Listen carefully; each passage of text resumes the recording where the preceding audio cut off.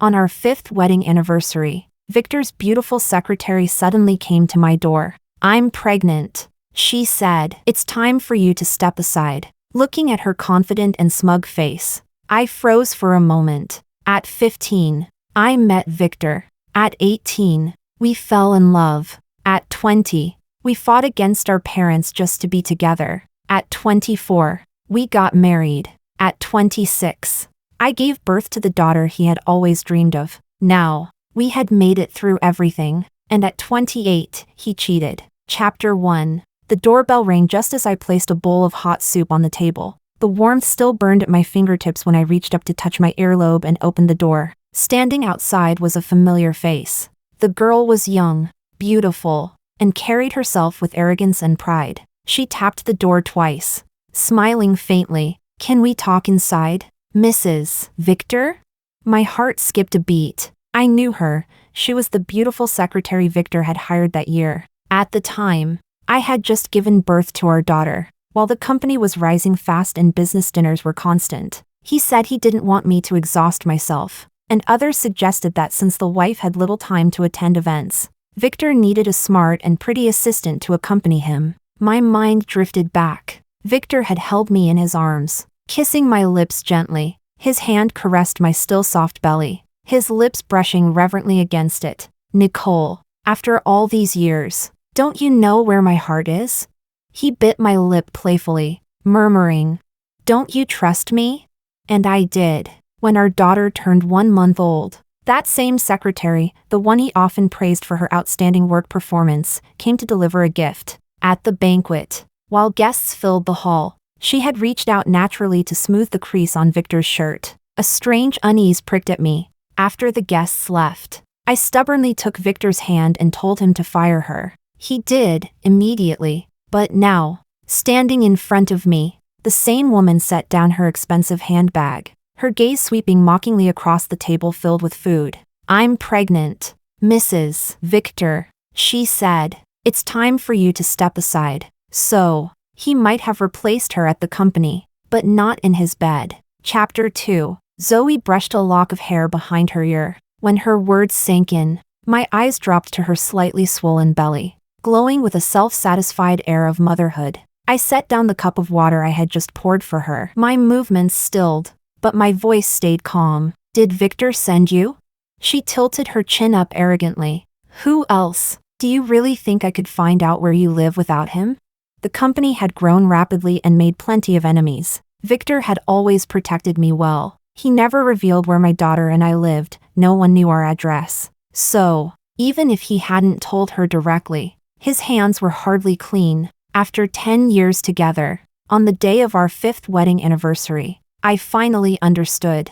My husband really had cheated on me. She waited for me to speak, clearly expecting me to scream or cry. But instead, I smiled. "All right." Zoe blinked, startled. Her composure faltered. She reached out to push me aside, but bumped into the table. The bowl of hot soup sitting on the edge tipped over. She jumped back quickly, but half the soup splashed onto me. The door slammed shut behind her. I slowly crouched down, my phone screen lighting up. A message, 5 minutes ago. "Something urgent came up at work. I'll be home later. Eat first if you're hungry." I kept holding the phone, my fingers frozen midair. And in that moment, Zoe's smug words echoed in my mind. "Do you believe it, Mrs. Victor?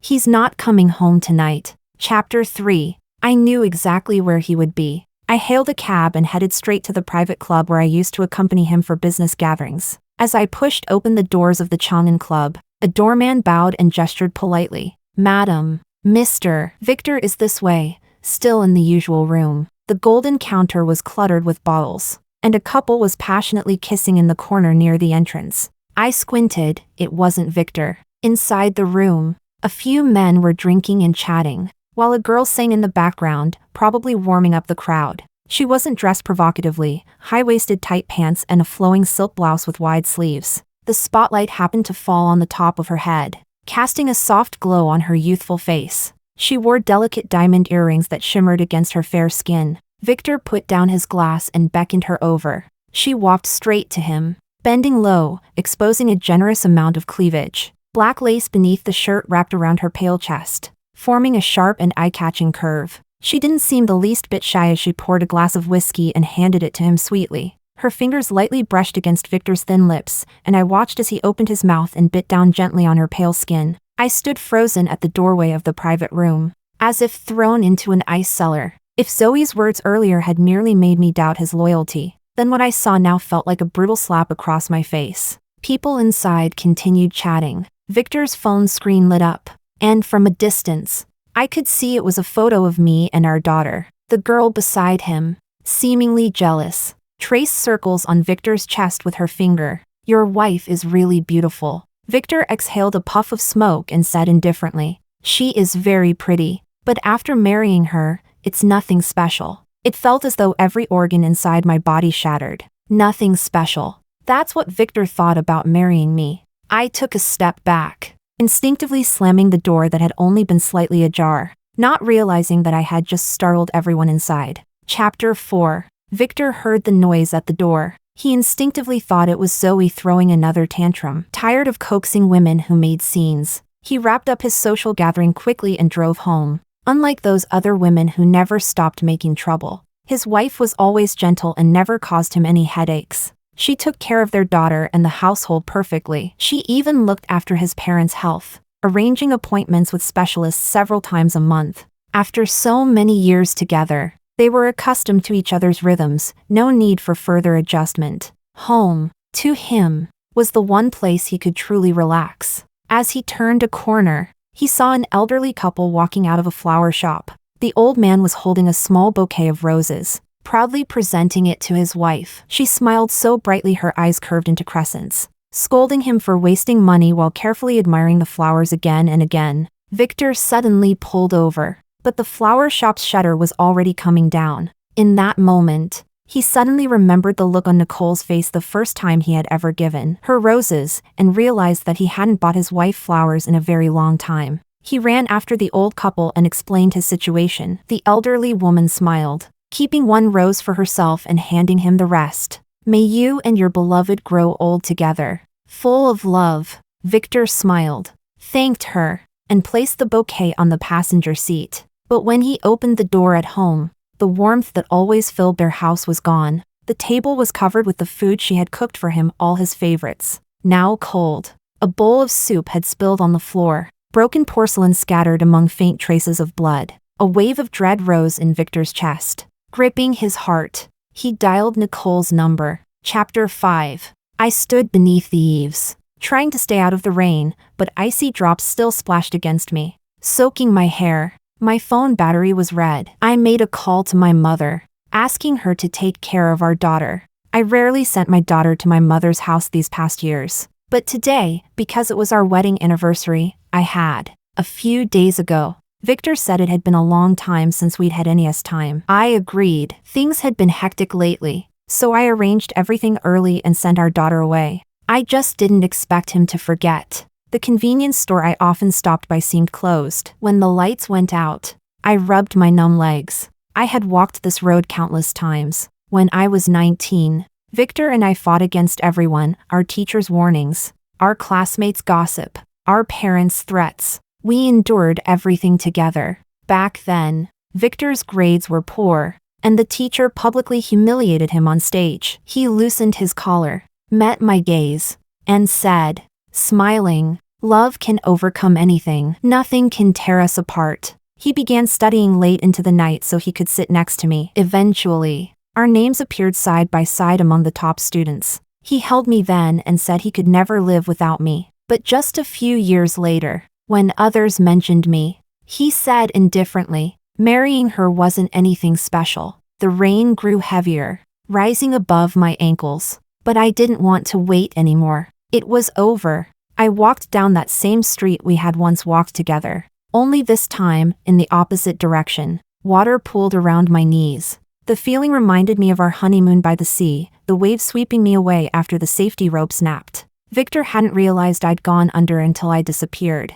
even though he was already safe on shore. He dove back in to save me. When we reached the beach, exhausted and trembling, he laughed and said, "Thank God I didn't lose you." Back then, I truly believed nothing could ever separate us again. But 4 years later, he cheated. Stumbling through the flooded street, I realized too late that the heels I'd worn for our anniversary dinner had gotten stuck in a drain grate. My ankle twisted sharply, and I fell hard to the ground.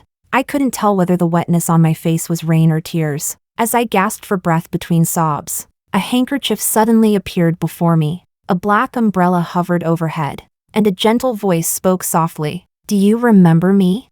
Oliver saw my blank expression and gently wiped the rain and tears from my face. "Forgive me," he murmured. Then a warm cashmere coat was draped over my shoulders, the collar carefully adjusted. "The wind's too strong, let me give you a ride." My phone vibrated nonstop. I answered without expression. Victor's panicked voice came through. "Where are you hurt? Did you go to the hospital? I'm coming to get you." I took a deep breath and interrupted. "Victor, let's get a divorce." There was a pause, then his voice turned desperate. "Nicole, I didn't mean to come home late tonight. I even bought you flowers. Don't be like this. Please, we're not getting divorced." My fingers went limp, the phone slipped, the screen went black, and everything went silent. It was over. Oliver's voice brought me back. "Let me take you home," he said softly. "I just came from visiting your mother." I turned my head, forcing the tears back. "Thank you." He didn't speak again. The car was warm, but the cold inside me wouldn't fade. When the car stopped, Oliver suddenly leaned forward, alarmed, and touched my forehead. The world dimmed, my vision blurred. "Nicole. Nicole. Wake up!" Chapter 6. After the call ended, Victor rubbed his temples and declined the barrage of calls coming in from Zoe. He had never felt fear like this before. Nicole had always been graceful and composed. She had never once run away from home. So when he heard her calm voice saying the word divorce, it felt as though a claw had gripped his heart and torn it apart. How could she bear to do this?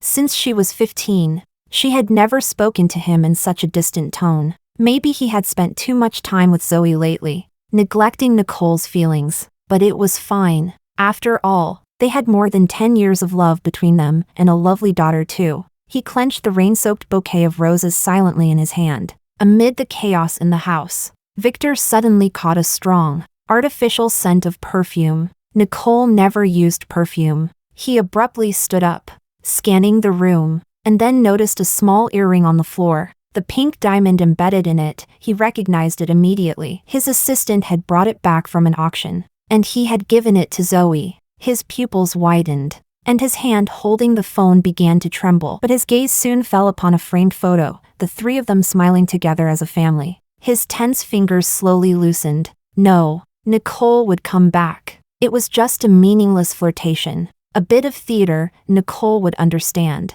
This talk of divorce was probably just her way of forcing him to come home again. He knew how to handle that. From now on, he would make it right. He would be a good husband to Nicole, and a good father to their daughter. Chapter 7. When I opened my eyes again, the first thing I saw was my daughter's red, tear-swollen eyes. Seeing me awake, she carefully wrapped her little arms around my arm. "Mommy, are you tired? Sophia won't make you angry anymore." "Mommy, don't be tired." Oliver pushed open the hospital room door, holding an old-fashioned tin lunchbox. "Your aunt stayed up all night watching over you." She looked exhausted, so I asked her to go home and rest. I quickly thanked him, but Oliver only pressed his lips together and smiled softly. "It's all right, Nicole," he said. "The doctor said you're fine now. Let me take you and Sophia home."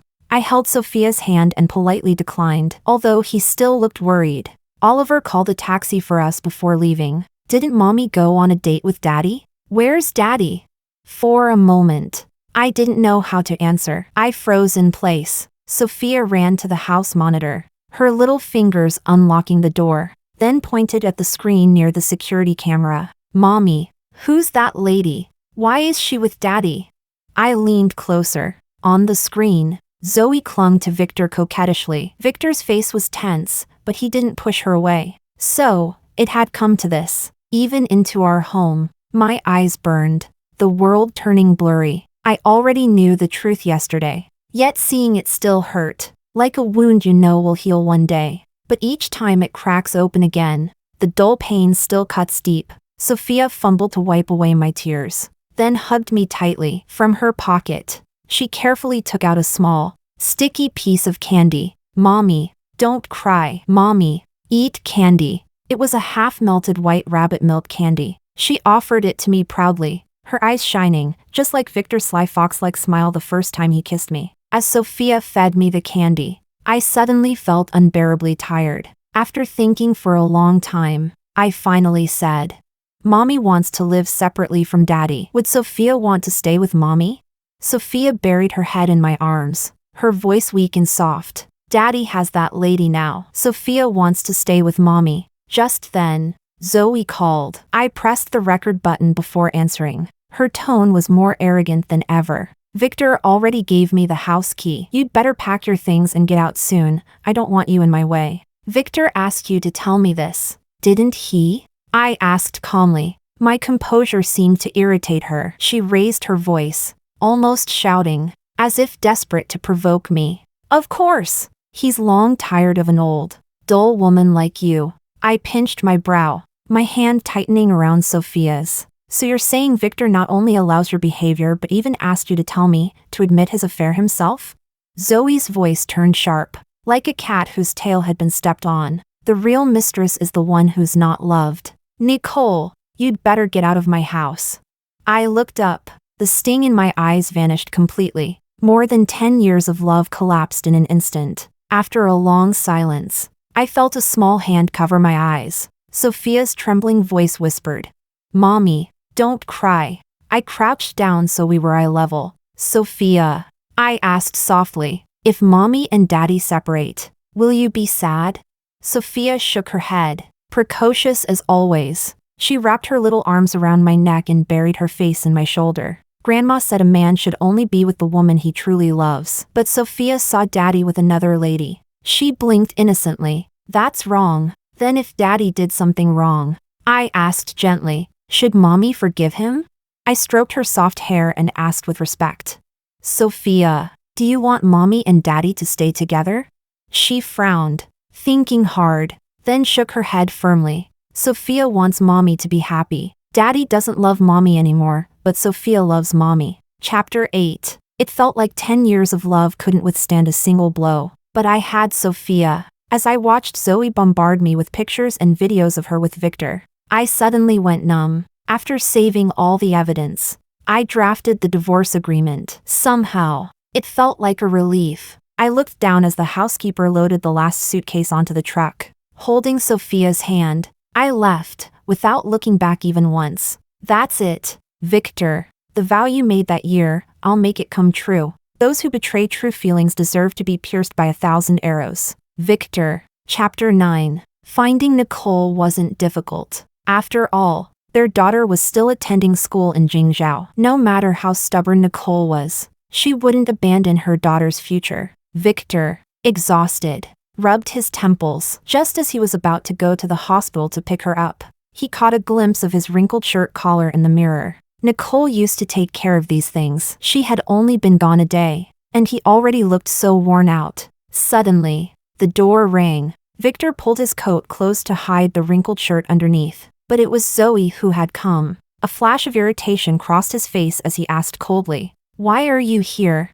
Seeing the usually gentle Victor expressionless, Zoe felt a chill inside. Still, she went up to him and clung to his arm playfully. "Can't I come? I'll be moving in sooner or later anyway." Victor suddenly remembered the pink diamond earring. His gaze sharpened. "You went to see Nicole." His tone was certain. Zoe panicked, unsure how she had given herself away. She knew that men, especially ones with strong identities, hated being pressured like this. And Victor still had Nicole in his heart. Trying to change the subject, she quickly handed him the express envelope. "The courier just dropped this off. No one was at the door, so I signed for it." Victor looked at the file in her hand, and a sudden wave of unease hit him. Just like last night, when Nicole had said she wanted a divorce, he tore open the envelope with trembling fingers. The bold words inside immediately caught his eyes. It was a divorce agreement. Zoe glanced at it and laughed inwardly, but on her face, she put on an understanding and well-behaved look. "Victor, I have some good news too." Victor ignored her and turned to leave, But Zoe's sweet voice chimed again. I'm pregnant. I've had it checked. It's a boy, your heir. Victor froze mid-step, unable to move for a long while. Chapter 10. In truth, the health issue wasn't serious. Over the past few years, with more financial freedom, I had visited many hospitals and had made up for most of the health deficits. It was just the rain and overwhelming stress that made me faint. What hurt was my heart. Even though I knew he was wrong, it was still a decade of love. Like digging out rotten flesh, it hurts before the relief comes. But I didn't expect Victor to show up before I was even discharged. The moment we met, he grabbed my hand tightly and tried to pull me away. Nicole, stop this. Come home with me. I shook him off forcefully and slapped him hard across the face. I said calmly, Sophia's in the restroom. She'll be right back. Don't cause a scene in front of the child. Victor softened. Nicole, I won't be like that anymore. If it upsets you, I'll stop attending those social events. I looked up and noticed one of the buttons on his suit jacket was fastened incorrectly. He used to be meticulous, never out of place. The faint perfume scent lingering on his suit left me speechless. After a long pause, I blinked back the sting in my eyes. Let's divorce. Let's keep it dignified. Victor rubbed his temples, clearly refusing. You know my finances, everything is under your name. What are you even fighting for? No one's threatening your position. Nicole, what are you afraid of? I said nothing. Seeing that I wasn't as firm as before, he softened again, even just for Sophia, for the sake of giving her a complete family. Okay? I shook my head. You know what I truly want. Victor, you may have forgotten your vows, but I remember. I lowered my head and gathered my test results and payment receipts, thinking about when I should deliver the money to Oliver. But Victor spoke again, this time with frustration and helplessness. You women are always obsessed with romance and sentiment. All my business partners have affairs. No one hears about their wives asking for divorce every day. Men acting a little outside, it's normal, isn't it? I stopped in my tracks. I've already sent you the agreement. Sign it soon. Then I picked up Sophia and walked out. Sophia looked back and cupped her hands like a little megaphone. Daddy has someone with him. Sophia will stay with mommy. Chapter 11. Victor sat in the car and caught sight of Zoe's underwear tucked in the gap of the passenger seat. With a look of disgust, he picked it up and threw it out. Then he slammed the steering wheel hard. To be honest, out of all the possible scenarios he had imagined, the one he never considered was Nicole refusing to go home with him. He didn't understand what she was trying to pull. All the finances were delivered to her on time every month. She didn't have to lift a finger, and her shares ensured she'd never want for anything. He just didn't get it. What's so bad about living the life of a wealthy wife? Victor rubbed his temples. They were no longer children. Was love really that important? Chapter 12. The next time I saw Victor was when the cooling-off period for the divorce was almost over. I was the one who messaged him first on WeChat. Our documents were still at the old family house. Besides retrieving those, we also needed to discuss the division of property. He still hadn't signed the agreement, but I no longer wanted to wait. Looking apologetic, Victor picked up Sophia and me himself, driving us toward the countryside where our old home was. The road had now been paved with cement, but back when it was still muddy and rough, Victor and I had walked it countless times. We walked it when he came to pick me up from school, when we secretly met despite our parents' disapproval, and later, when both families finally gave in and agreed to our engagement. We walked it hand in hand. I still remember vividly the day of our wedding. He came to fetch me, leading a group of friends and relatives, walking down that road toward my house like a proud general returning from victory. The red firecracker paper and colorful confetti covered the ground,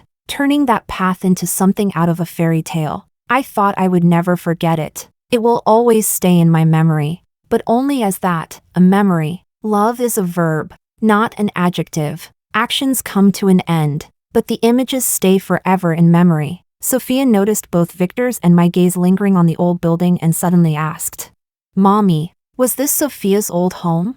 I crouched down and picked up my daughter, who was obviously tired but still insisted on walking on her own. I nodded. Even though you weren't born back then, this was still Sophia's home. Perhaps the place stirred something in him. Victor's expression grew heavy, his eyes glassy with unshed tears. But as I looked at him, My mind drifted to other memories of this same house. I remembered the night Victor got drunk at a business dinner and called me to pick him up. When I arrived, the young woman escorting him out was wearing a short skirt that barely covered anything. He was leaning against her, his limp hand brushing against her chest just as I arrived. Later, when he was vomiting uncontrollably, I mentioned it gently, that he should be more careful, not to cross the line. It's just business entertainment, Nicole, he had said. I'd never touch them. I even find them dirty. He was still inexperienced then. That night, when we got home, he had taken my hand, gently playing with my earlobe and kissing me devoutly.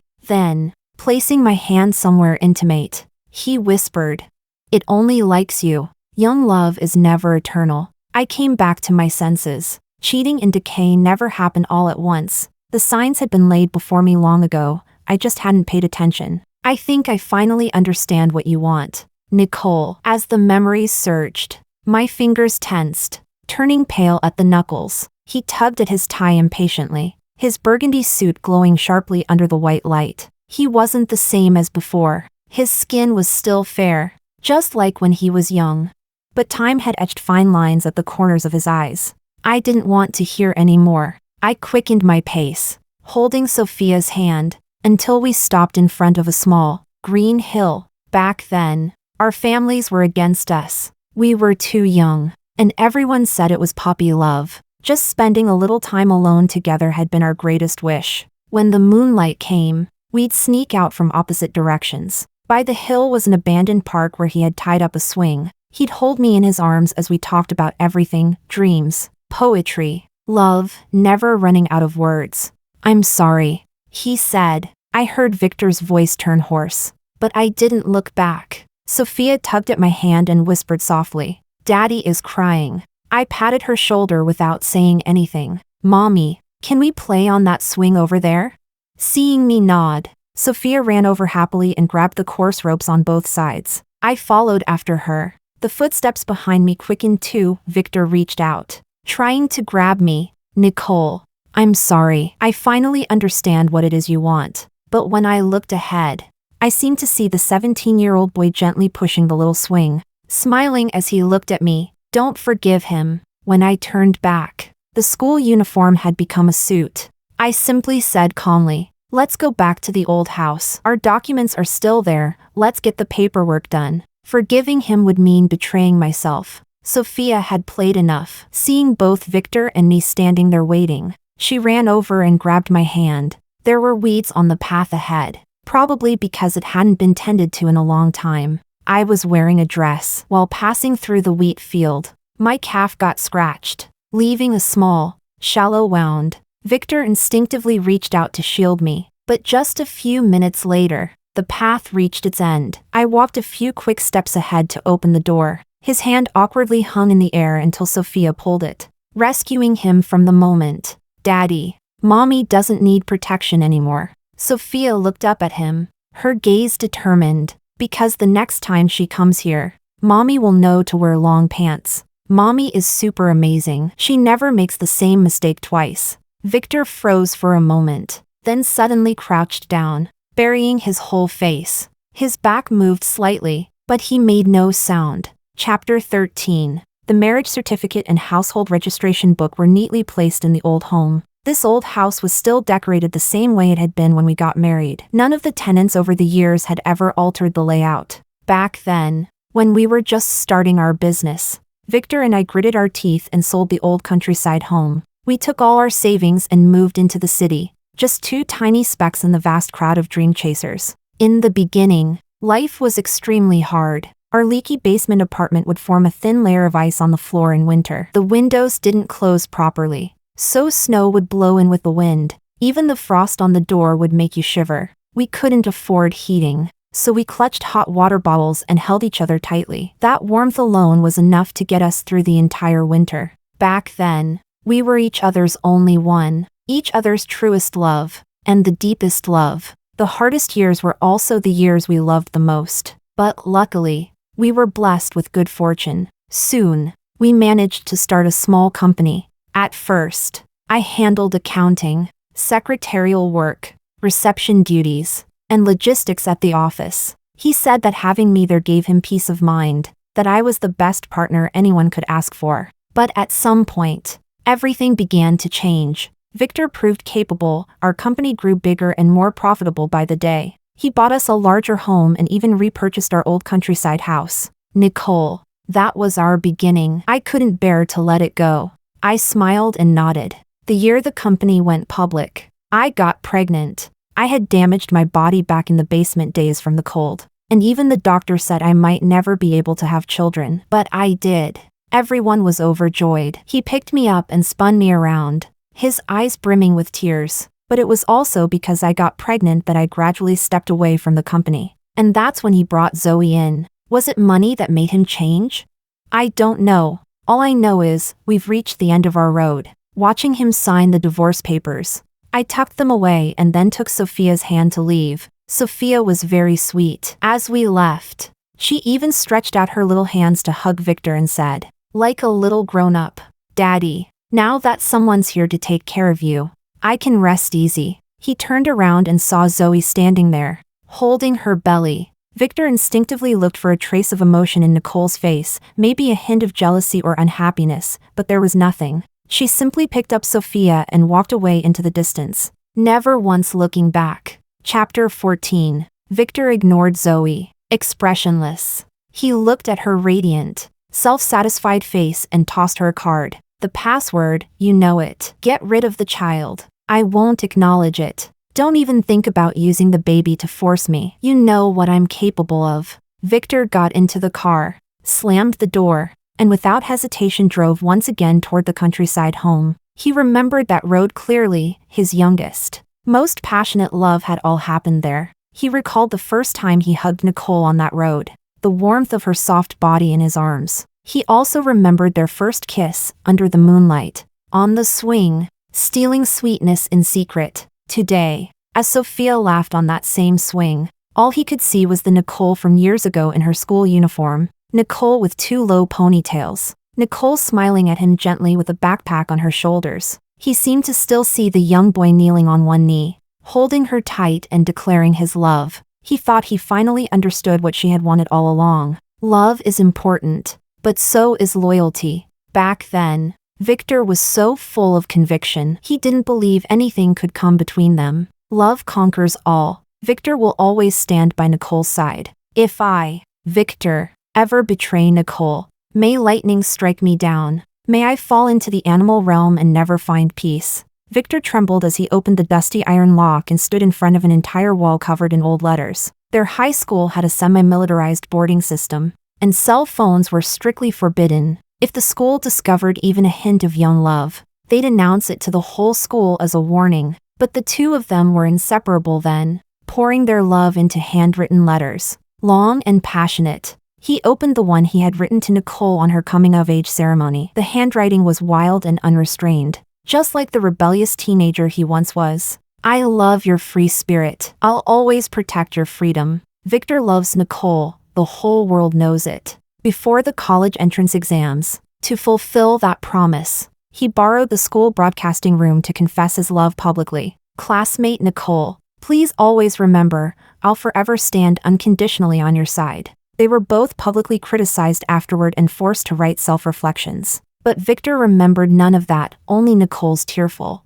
smiling face in the crowd. Nicole had once said she loved traditional Chinese weddings. When she got married, she wanted it grand, phoenix coronet and red robes, 3 bows and 9 kowtows, a bridal procession stretching 10 miles. So in the letter he wrote her at the coming-of-age ceremony, meant for 10 years in the future, he had added, if I don't marry you, I hope the man who does will give you the full ceremony, 3 bows and 9 kowtows, 10-mile bridal parade, and the phoenix coronet. He didn't do it, but Nicole still got married. Victor suddenly remembered how, on their wedding night, he held his bride and promised her that once he bought a house in the city, he'd give her that grand, traditional wedding she always dreamed of. He didn't do that either. Tears streamed down uncontrollably, nearly blinding his eyes. He sat among the letters, flipping through memories one by one, finally overwhelmed with regret. He used to be so arrogant,